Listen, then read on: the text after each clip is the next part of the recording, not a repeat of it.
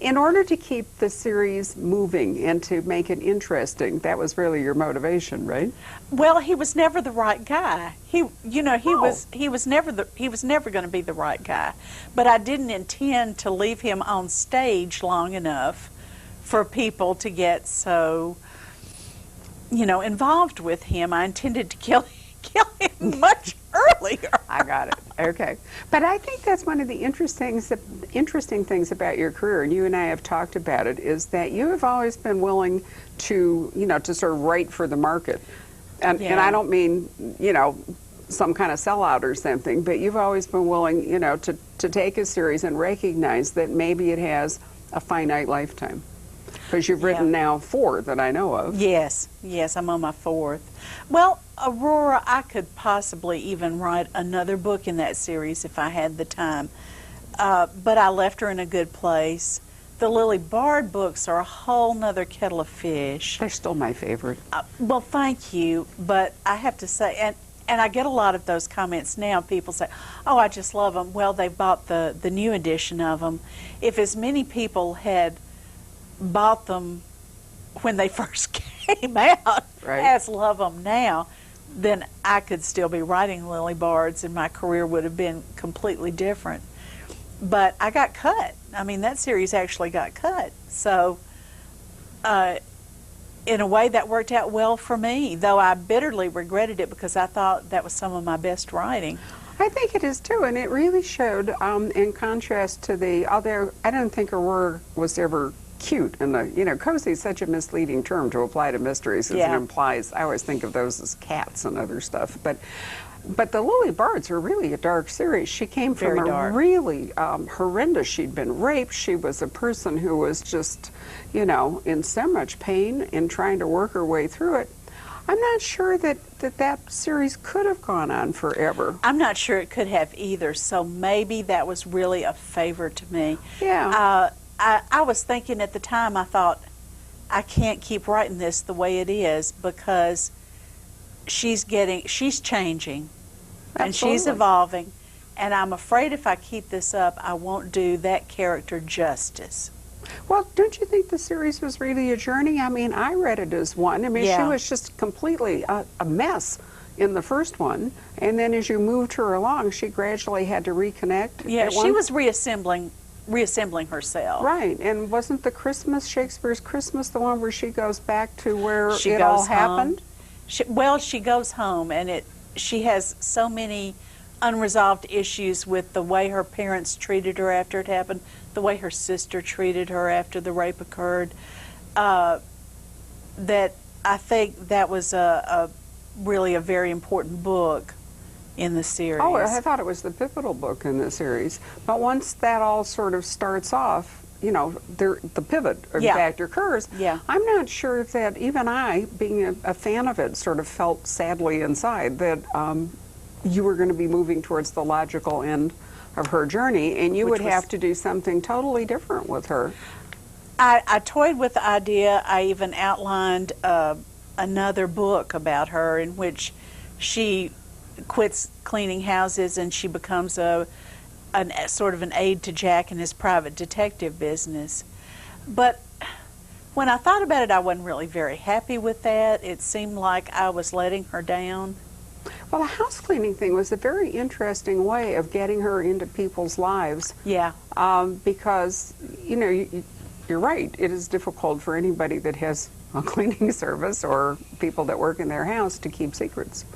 I think so. It just seemed like the only way I could get her to interact with people was for her to have to work with them or in their homes.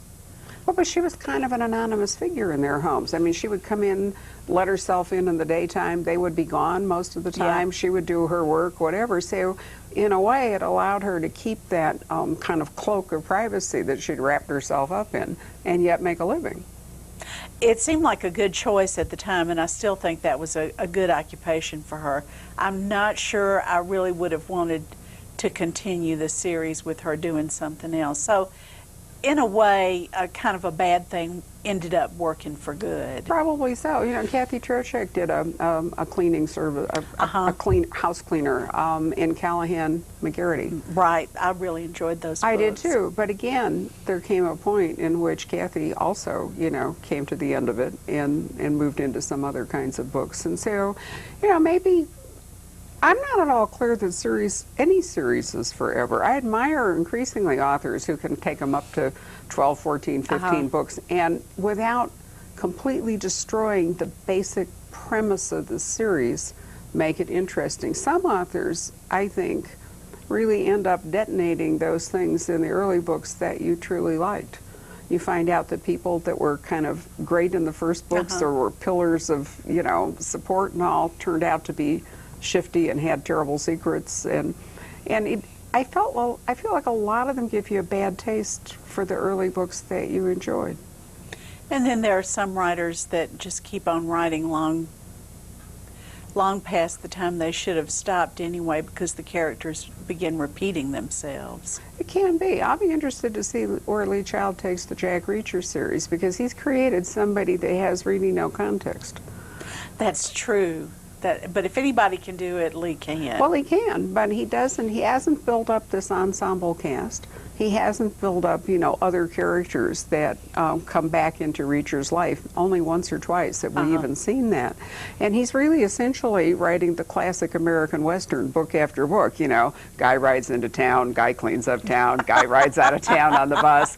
That's it. And so a lot of the reason that people read series, which I think is not just the main character, you know, but the ensemble. They like the ensemble, definitely.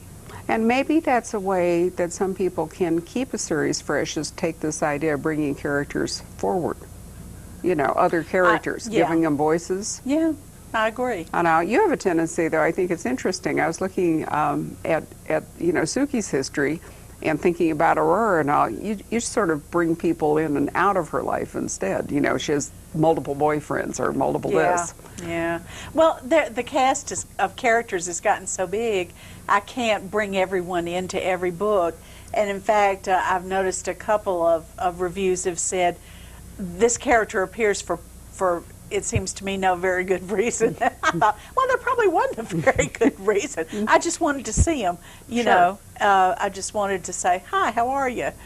Well, you have a real gift for creating characters, and maybe, you know, maybe sometimes the ease with which you do that makes it simple for you to pop one in. Well, that's the part I love. It's not so much the world building, it's the character building that I really enjoy. That leads me into some of probably my worst problems as a novelist, the lack of foresight in my world building, because sometimes I paint myself into a corner. But I love the characters. I just love bringing in diverse people and looking at what they can do. Do you think that the word Southern sort of signifies relationship books? I mean, that part of the fun of reading Southern is, in fact, all the people? Well, that's probably a little too general for me, but I'll agree that most Southern books do have a lot of relationships, particularly family relationships. But poor Suki doesn't really have much of a family anymore. No, she doesn't. Well, what does Southern? You know, why are the Suki books called Southern Vampire series? Do you think?